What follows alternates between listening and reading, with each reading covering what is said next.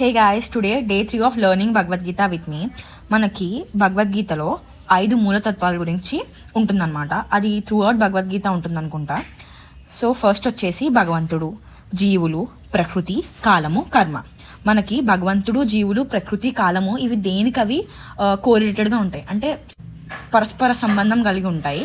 కానీ కర్మ మాత్రము ఎప్పుడూ ఒకలాగా ఉండదన్నమాట. సో అది ఫర్దర్గా మనం చదువుకునేటప్పుడు మనకు తెలుస్తుంది. ఫస్ట్ మనం తెలుసుకోవాల్సిన విషయం ఏంటంటే, ప్రకృతి ఎప్పుడు భగవంతుని ఆధీనంలోనే ఉంటుంది.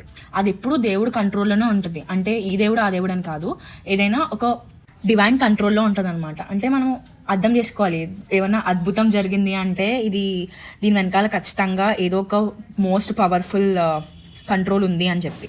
ఫర్ ఎగ్జాంపుల్, ఇప్పుడు చిన్నపిల్లడు ఉన్నాడు, వాడు కార్ మూవ్ అవ్వడం చూసి అబ్బా ఇది ఎలాగ మూవ్ అవుతుంది అని అనుకుంటాడు. వాడికి ఒక పెద్ద అద్భుతం అనమాట. అది ఇప్పుడు మనం ఉన్నామనుకోండి, మనకు తెలుసు కార్కి ఒక టెక్నాలజీ యూస్ చేస్తారు, అది మూవ్ అవ్వాలంటే ఖచ్చితంగా డ్రైవర్ కావాలి అని. సో అలానే ప్రకృతిలో ఏం జరగాలన్నా మనకి భగవంతుడు అనేవాడు డ్రైవర్ అనమాట. అంటే ఆయన కంట్రోల్లోనే ఉంటుంది ఏది ఎలా మూవ్ అవ్వాలి, ఏది ఎలా జరగాలి అని చెప్పి. సో ఫైనలీ భగవంతుడు అనే డ్రైవర్ చేతిలోనే సమస్తం అంతా నడుస్తుంది. నెక్స్ట్ వచ్చేసి జీవులు. సో జీవులు అనేవారు భగవంతుని అంశ. అంటే భగవంతుడు జీవులందరినీ తన అంశగా యాక్సెప్ట్ చేశారనమాట. అంటే మనం ఆయనలో ఒక భాగం.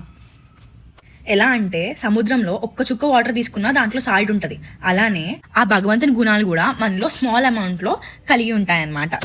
సో మనం ప్రెజెంట్ హ్యూమన్స్ అనే వాళ్ళం అంతరిక్షం పైన కంట్రోల్ ఉంది, మనకి ప్లానెట్స్ మీద కంట్రోల్ ఉంది. సో అలానే మనము నేచర్ని కూడా కంట్రోల్ చేద్దామని చూస్తున్నాం, బట్ అది మన కంట్రోల్లో లేదు.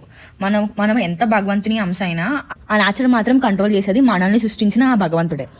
ఇదే భగవద్గీతలో వివరించబడుతుంది. అండ్ ఈ రోజుకి ఇంతే గాయస్, ఏమైనా తప్పులుంటే క్షమించండి. నచ్చితే లైక్, షేర్, సబ్స్క్రైబ్ చేయండి. జై శ్రీకృష్ణ.